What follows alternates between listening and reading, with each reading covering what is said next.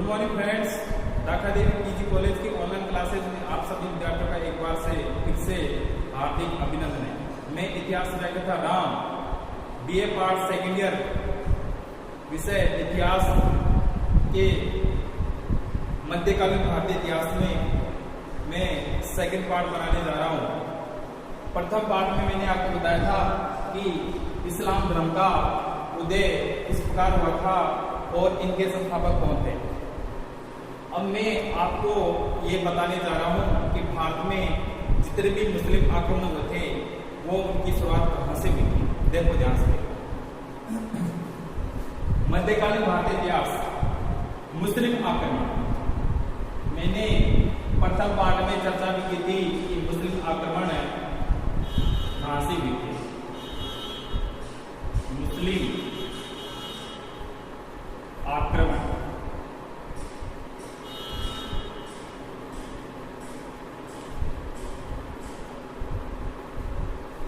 मुस्लिम आक्रमण जिनमें प्रथम आक्रांता थे अरब, इसके पश्चात थे तुर्क और फिर इसके पश्चात थे अफगान।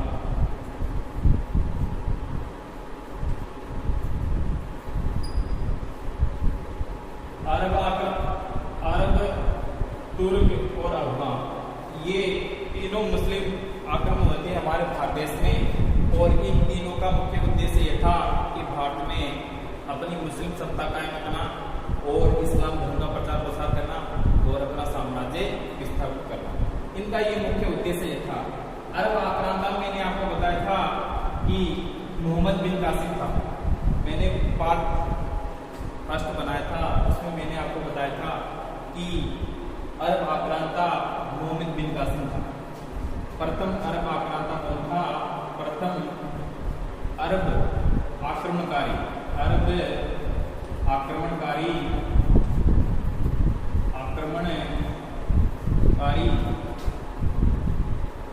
मोहम्मद बिन कासिम था। कौन था? मोहम्मद बिन कासिम। मोहम्मद बिन कासिम था जो प्रथम अरब आक्रांता था और इसका मुख्य उद्देश्य था कि भारत में जो सिंध का शासक था, धाहिर था, उसको पराजित करना और अपनी शासन सत्ता कायम करना। अब जो अरब आक्रांता थे उनके भारत में आने का एक मुख्य उद्देश्य यह था, उनके बीच में कारण था कि जो सिंध का शासक धाहिर था और धाहिर ने जो ईरान के शासक अल अजाज है, जिनकी कोई सहायता नहीं की थी, कि श्रीलंका के शासक ने अल अजाज के आदेशानुसार वहां के खलीफा वलीद शाह को कुछ गिफ्ट भेंट किए थे। रास्ते में ठट्टा नामक स्थान पर, सिंध के ठट्टा नामक स्थान पर एक बंदर का पड़ता था, देवल बंदर का ठट्टा। वहां पर है ना, कुछ डाकुओं के द्वारा, कुछ शत्रुओं के द्वारा उनको लूट लिया गया था और वहां के शासक धाहिर ने कोई सहायता नहीं की थी। और इस सहायता न करने के आरोप में अल हजाज ने अपने दामाद मोहम्मद बिन कासिम को विशाल सेना के साथ भेजा और वहां पर दोनों पक्षों के बीच में भयंकर आक्रमण हुआ। और आक्रमण के परिणाम स्वरूप मोहम्मद बिन कासिम ने ऐतिहासिक सफलता हासिल की सिंध के क्षेत्रों पर। और सिंध के क्षेत्रों पर है ना, मोहम्मद बिन कासिम का अधिकार हो गया और धाहिर सैन इस युद्ध में पराजित हुआ और मारा गया। ये तो थे अरब आक्रमण। और अरब आक्रमण के पश्चात है ना, भारतीय संस्कृति में काफी अनेक परिवर्तन हुए थे। और अरब आक्रमण के पश्चात भारत में ना तुर्कों का आगमन हुआ था। तुर्क, अरब के पश्चात तुर्क आए थे। अब हम विस्तार से पढ़ेंगे तुर्क के बारे में।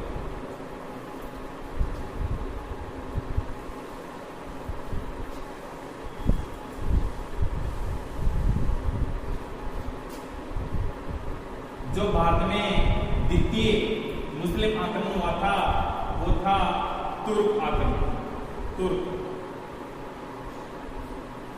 अब देखो ये तुर्क कौन थे, विस्तार से जानेंगे कि तुर्क कौन थे जिन्होंने भारत में ना दहशत फैलाई थी और भारत में ना एक संगठित के रूप में ये भारत आए थे और भारत की अकुशलता का लाभ उठाकर इन्होंने भारत में अपनी शासन सत्ता कायम की थी। अब देखो ध्यान से देखें, तुर्क मध्य एशिया, तुर्क मध्य एशिया, एशिया जो महाद्वीप है, तुर्क मध्य एशिया की एक बर्बर जाति थी, एक बर्बर जाति थी। तुर्क थी जो मध्य एशिया की एक बर्बर जाति थी। तुर्क मध्य एशिया की बर्बर जाति थी और तुर्की राज्य का संस्थापक था अलप्तगीन।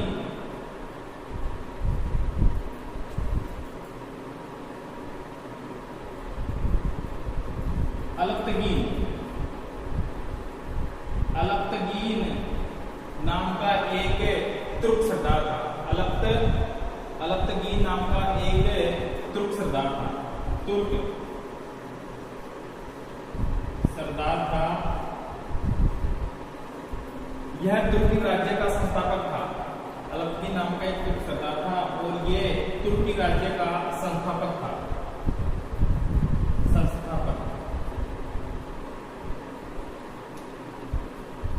संस्थापक था कौन? अलप्तगीन नाम का एक सरदार। अलप्तगीन का दामाद था सुबक्तगीन। अलप्तगीन का दामाद था सुबक्तगीन।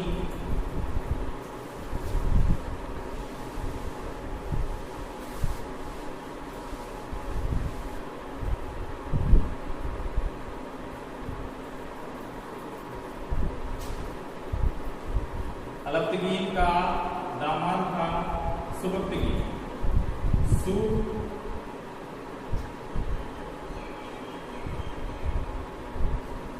सुबक्तगीन ये अलप्तगीन का दामाद था। सुबक्तगीन अलप्तगीन का दामाद था। अलप्तगीन की मृत्यु के पश्चात सुबक्तगीन तुर्की राज्य का शासक बना और सुबक्तगीन ही पहला शासक था जिसने भारत पर प्रथम आक्रमण किया था। सुबक्तगीन पहला शासक था जिसने भारत पर प्रथम आक्रमण किया था। यह प्रथम तुर्क सुबक्तगीन प्रथम तुर्क आक्रमणकारी था। आक्रमणकारी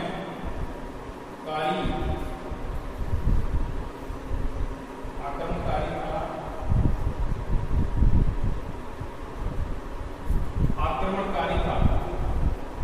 अलप्तगीन का दामाद अलप्तगीन जो तुर्की राज्य का संस्थापक था, शासक था। इसकी मृत्यु के पश्चात इसका पुत्र सुबक्तगीन जो तुर्की साम्राज्य शासक बना और इसने ना भारत में पहला आक्रमण किया था जो 986 ईस्वी में 986 ईस्वी में किया था और उस समय भारत के सिंध प्रदेशों पर हिंदू शाही राजवंश के राजा हिंदू शाही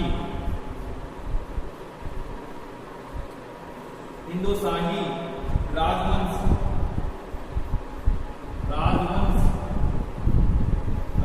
के राजा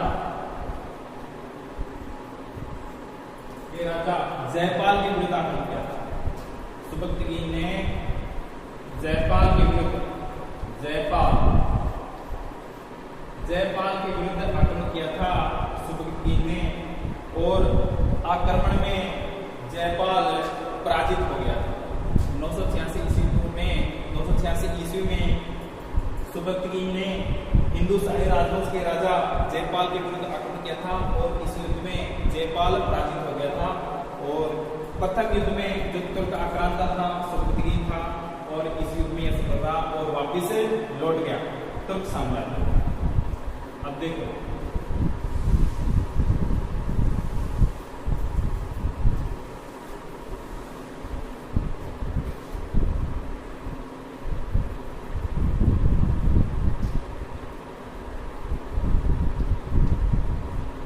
सबकतगीन के पश्चात इसका पुत्र महमूद गजनवी, महमूद गजनवी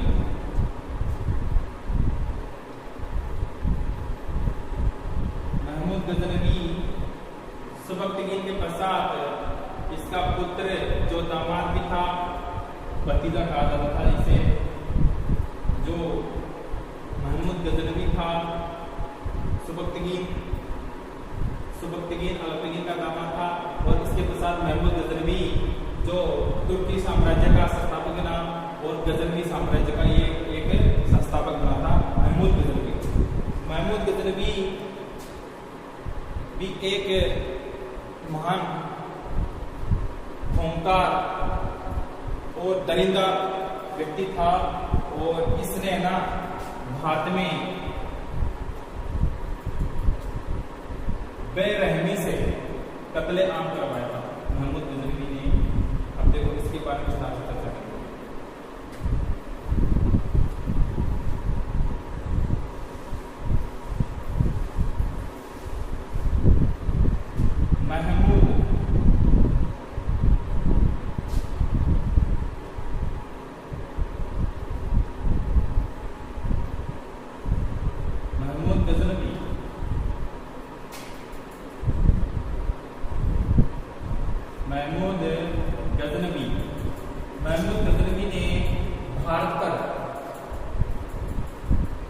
महमूद गजनवी ने भारत पर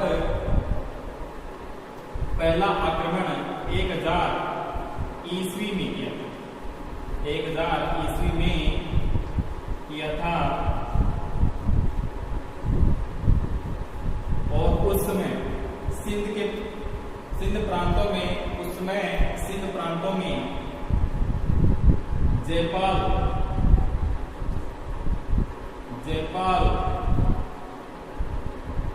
का शासन था। जयपाल जब सबकतगीन ने आक्रमण किया था तो उस समय पराजित हो गया था और सबकतगीन वापस लौट गया था। महमूद गजनवी ने अपनी खोई हुई पूर्ण सत्ता को प्राप्त करने के लिए वापस जयपाल के विरुद्ध आक्रमण किया और 1000 ईस्वी में जो सिंध प्रांतों में जयपाल शासन था विभिन्न क्षेत्रों पर, तो इस दोनों पक्षों के बीच में भयंकर युद्ध हुआ। किसके बीच में? जयपाल और मोहम्मद गजनवी के बीच में। कब हुआ था?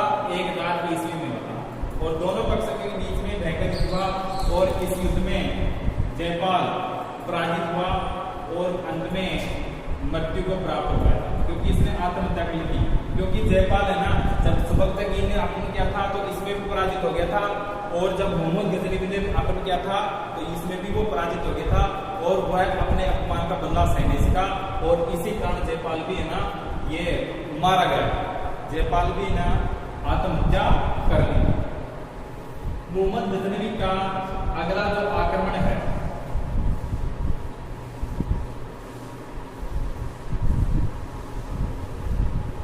गजनवी का अगला जो आक्रमण है 1001 ईस्वी में नगरकोट के विरुद्ध था। नगरकोट के विरुद्ध था। मोहम्मद गजनवी का अगला जो आक्रमण है 1018-19 में कन्नौज के विरुद्ध था। कन्नौज के विरुद्ध था। मोहम्मद गजनवी का जो अगला जो आक्रमण है विश्व प्रसिद्ध है, विख्यात है, सोमनाथ के मंदिर का। सोमनाथ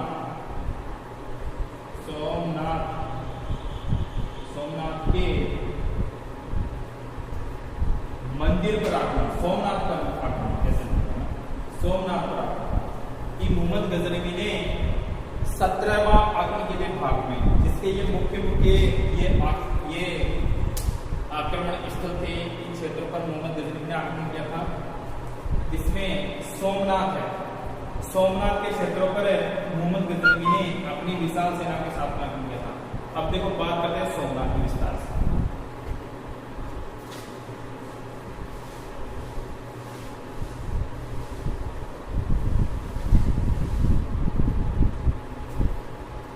एक 1025 ईस्वी में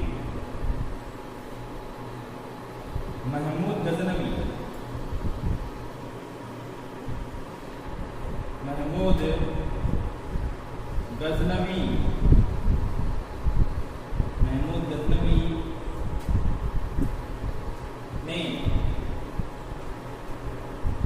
सोमनाथ के मंदिर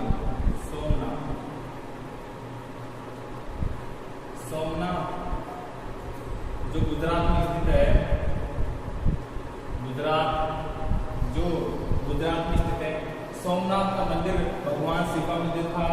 काफी धन धान्य से परिपूर्ण था, किसी भी प्रकार की कोई कमी नहीं थी। सोमनाथ जो यहाँ का शासक था भीमदेव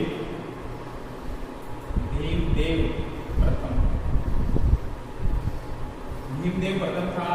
सोमनाथ जो गुजरात में स्थित है, यहाँ का शासक भीमदेव प्रथम था। और 1025 ईस्वी में मोहम्मद गजनवी भारत में लूटने के और भारत में मुस्लिम सत्ता का प्रचार प्रसार करने के उद्देश्य से भारत आया था। मोहम्मद गजनवी अपनी विशाल सेना के साथ सोमनाथ के मंदिर की तरफ कूच किया तो गुजरात के शासक भीमदेव प्रथम को यह सूचना मिली कि तुर्क के आक्रांता मोहम्मद गजनवी अपनी विशाल सेना के साथ में है ना अपने राज्य सोमनाथ के मंदिर पर आक्रमण करने आ रहा है। और यह सोमनाथ का मंदिर जो यहाँ के शासक भीमदेव के किले में ही स्थित था और पूरा किला बख्तरबंद था, चारों तरफ से बंद था यह किला। और इस किले में ही संपूर्ण प्रजा सम्मिलित थी। तो जब भीमदेव को सूचना मिली कि मोहम्मद गजनवी अपनी विशाल सेना के साथ में ना भारत में आक्रमण करने आ रहा है, तो भीमदेव प्रथम